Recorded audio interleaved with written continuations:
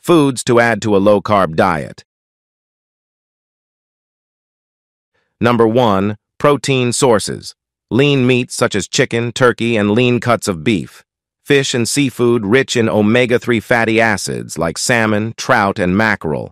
Eggs, a versatile and protein-rich option. Number 2. Healthy fats. Avocados, which are high in monounsaturated fats. Olive oil for cooking and dressing, nuts and seeds like almonds, walnuts, chia seeds, and flax seeds.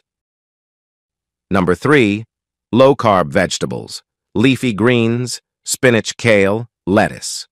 Cruciferous vegetables. Broccoli, cauliflower, Brussels sprouts. Zucchini, bell peppers, and cucumber. Number 4. Dairy. Full-fat dairy products like cheese, Greek yogurt, and butter in moderation. Unsweetened almond milk or coconut milk.